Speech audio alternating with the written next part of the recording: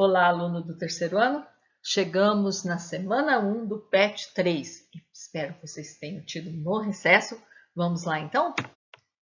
Na primeira atividade, vocês vão ver aí, todas essas atividades são sobre corrente elétrica. E a primeira, da Universidade Federal do Rio Grande do Sul, fala que o gráfico da figura representa a intensidade da corrente elétrica I em um fio condutor em função do tempo transcorrido T. Então, se você olhar para o gráfico aí, você vai observar que é um gráfico de corrente em função do tempo. Aqui embaixo, no eixo horizontal, a gente tem o tempo, no eixo vertical, a gente tem a intensidade de corrente elétrica.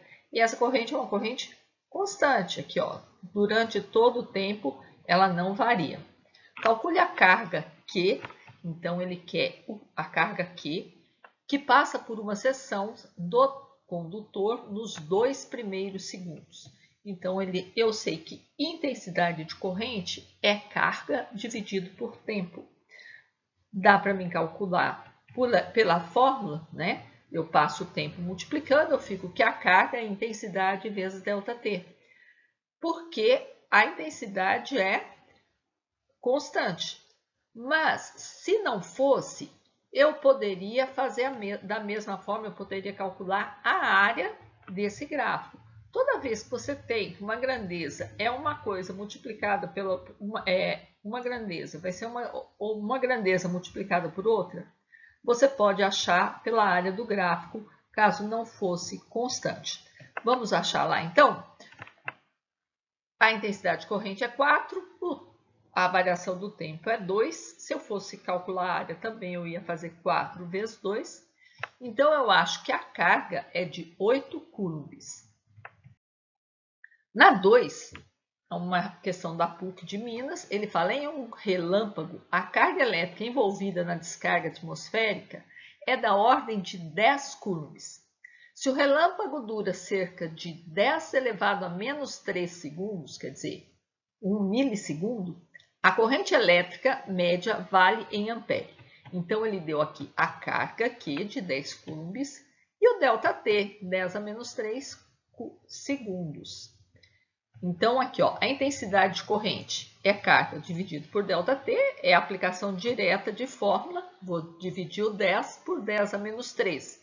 Potências de mesma base, na divisão, conservo a base, subtrai os expoentes. 10 menos 3, a mesma coisa que 10 mais 3, ou levo o 10 a menos 3 para o numerador também, trocando o sinal. Então, eu acho que a intensidade de corrente é 10 à quarta.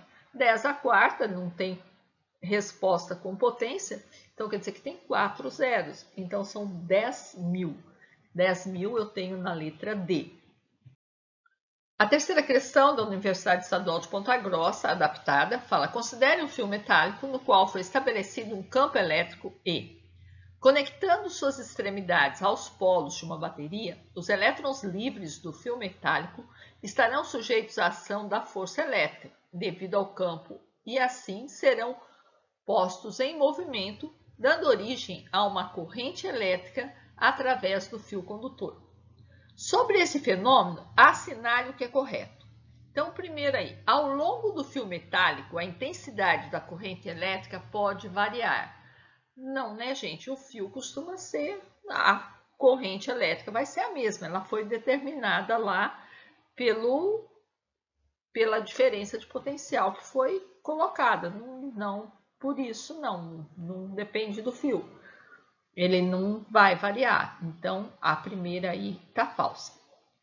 A segunda fala: o sentido convencional da corrente elétrica através do fio é no sentido do ponto de maior potencial para o ponto de menor potencial. Sim, o que é o maior potencial? Eu tenho mais cargas ali, todas apinhadinhas, agarradinha ali, apertada, e tem numa outra ponta, tem um fio que liga para num outro lugar, que está bem mais leve, com pouquíssimas cargas, né? Quase sem carga. É claro, é igual colocar vocês numa sala apertada, um monte de gente, aí você abre uma porta para outra sala vazia. O povo vai saindo, vai tentar equilibrar para não ficar apertado. Então, é isso mesmo, o sentido convencional é esse, do sentido do maior potencial para o menor potencial, verdadeiro. Ao passar através do fio, parte da energia da corrente elétrica é dissipada em outras formas de energia. Sim, verdade, principalmente em calor, né? A passagem de corrente elétrica sempre provoca um certo aquecimento.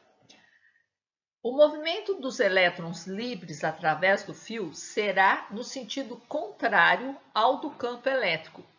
Também é verdade, porque elétron é carga negativa. Então, o sentido, se a carga é negativa, ele vai no sentido contrário ao do campo elétrico.